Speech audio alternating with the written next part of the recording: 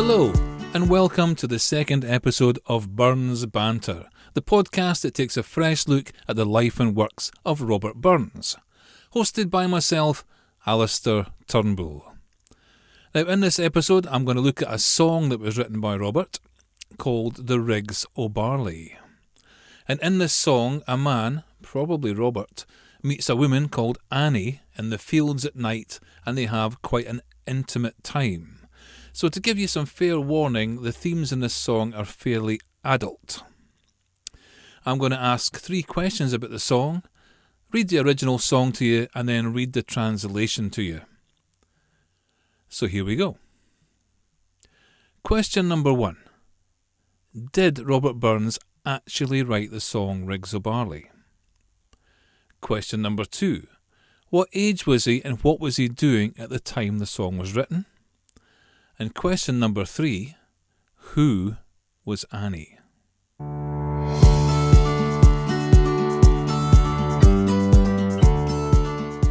Okay, let's look at question number 1. Did Robert Burns actually write the song The Rigs o' Barley? The quick answer is, yes, he did. He wrote it from scratch. It's all his own work. But this is not such a stupid question, because a lot of songs that are attributed to Robert Burns, he didn't actually write the originals. He collected a lot of old songs and rewrote verses, put them to new tunes, generally brushed them up and made them better pieces. He did a lot of this with a guy called James Johnson, who was writing a book called The Scots Musical Museum. And he was looking for contributions of songs. So Burns looked for old songs and brushed them up and sent them to him. And then they became associated with Burns's name. A song, for instance, that falls into that category is Auld Lang Syne. Robert Burns heard an old guy sing it in a pub, just one verse. He'd never heard it before. He wrote down the verse, took a note of the tune, and then completely rewrote it himself. New words. I think he put it to a slightly different tune, but that's the kind of thing that falls into that category. He wrote a lot of songs himself, but he took a lot of songs and changed them as well. He did the same with poems as well. I think one of the most famous poems he did that with was Tam O'Shanter. Tam O'Shanter is actually based on an old Ayrshire folk tale that his mother used to tell him when he was a child. But Burns took the folk tale, he reworked it, took it to a new level, made it his own. Okay, question number 2. What was Burns up to when this song was being written? Well, he was 22 years of age. He lived pretty much all of his life on a farm, so he decided he wanted to see what life was like in the town. How do town people live? He didn't know. So he moved to a place called Irvine, and at the time Irvine was a busy, bustling seaport. He got a job there as a flax dresser. I'm not going to explain that just now. It's a whole episode on its own. Just to let you know, though, that business didn't go well. It literally went up in smoke. But when he was there, he met some people who had influenced him and helped him learn what town life was all about. He joined the Masons. He was a member of the church choir. He met a sea captain called Richard Brown, who became a very influential and good friend to him. But he eventually ended up back at the farm again, back in the rural lifestyle. Question number 3. Who was Annie? Well, Annie is said to be a woman called Annie Rankin, and she lived about 2 miles down the road from their farm at Lochlee. She lived there. She was the youngest daughter of a farmer called John Rankin. Burns used to know John Rankin as rude, rough, ready-witted Ranky or something like that. They were good friends anyway. And it's also known that Burns was good friends with Annie. They were well known to go out together of an evening to festivities, and Burns would walk her back home again. So that's who Annie was.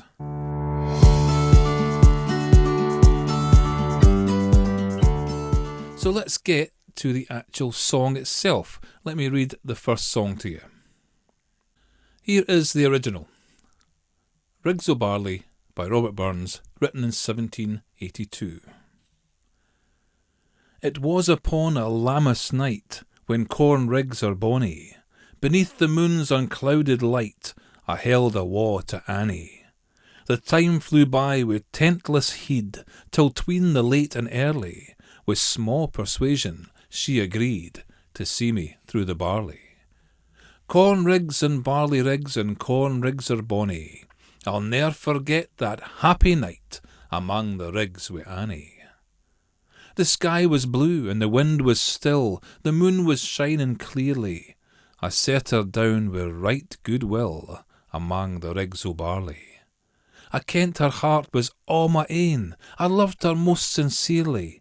I kissed her hour and hour again among the rigs o' barley. Corn rigs and barley rigs and corn rigs are bonny. I'll ne'er forget that happy night among the rigs wi' Annie. I locked her in my fond embrace, her heart was beating rarely. My blessings on that happy place among the rigs o' barley. But by the moon and stars so bright, that shone that hour so clearly, she aye shall bless that happy night among the rigs o' barley. Corn rigs and barley rigs and corn rigs are bonny. I'll ne'er forget that happy night among the rigs wi' Annie. I hae been blithe wi' comrades dear, I hae been merry drinking, I hae been joyfu' gathering gear, I hae been happy thinking. But a' the pleasures ever I saw, though 3 times doubled fairly, that happy night was worth them all among the rigs o' barley. He enjoyed that night right enough, didn't he? Yeah, I forgot to explain a couple of things to you actually, and I'll explain them to you before I read the translation. A Lammas night. 'Twas upon a Lammas night, it says in the poem, in the song there. The Lammas was a farm festival, a Scottish festival. It was like a day off before the harvest started, and it was usually celebrated on the 1st of August. And it was actually quite a common thing for the younger members of the farming community to go into the fields at night and have a drink and maybe get a bit intimate. So on the Lammas night was their night off before the big heavy work of the harvest.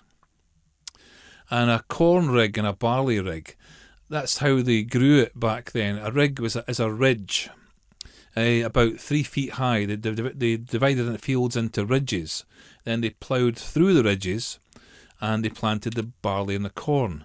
They did this because the water then drained away and the corn and the barley grew better. So it was a ridge. It made the field look quite nice.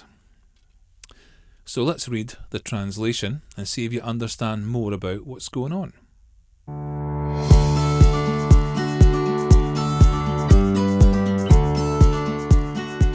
Rigs o' Barley, modern translation.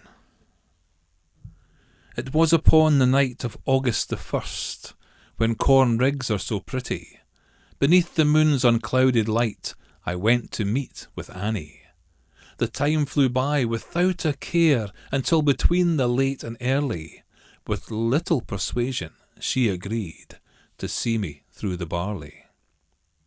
Corn rigs and barley rigs and corn rigs are pretty. I'll never forget that happy night among the rigs wi' Annie. The sky was blue, the wind was still, the moon was shining clearly.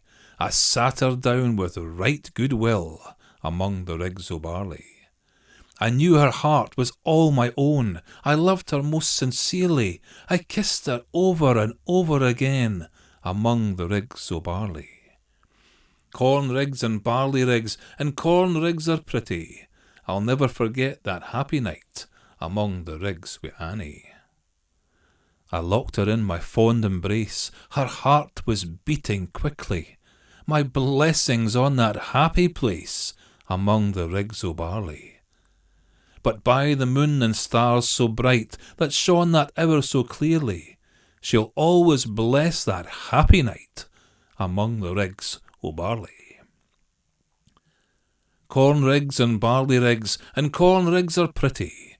I'll never forget that happy night among the rigs wi' Annie. I have been happy with friends dear, I've been merry drinking, I've been joyful gathering possessions, and I've been happy thinking. But all the pleasures ever I saw, although 3 times doubled fairly, that happy night was worth them all among the rigs o' barley. A happy night indeed. Just a little bit more information. Annie Rankin eventually married a guy called John Merry, who was an innkeeper. They ran the inn together for many years. John died, and then Annie ran it for another 30 years on her own. Robert Burns never confirmed in his lifetime who the Annie was. It's just said it was Annie Rankin. Pardon me. And she, when was asked about this in later in life, denied. She said, "Oh, no, I don't remember that night." But then she followed up by saying, "I remember plenty of other nights where we had a good time together." So, was it Annie Rankin? I think it probably was. And it's just the sensibilities of the time, they tried to smooth it over. Anyway, I hope you enjoyed this episode. I hope you now understand more about Rigs o' Barley. And I definitely hope to see you in the next episode of Burns Banter. Until then, Slán Java.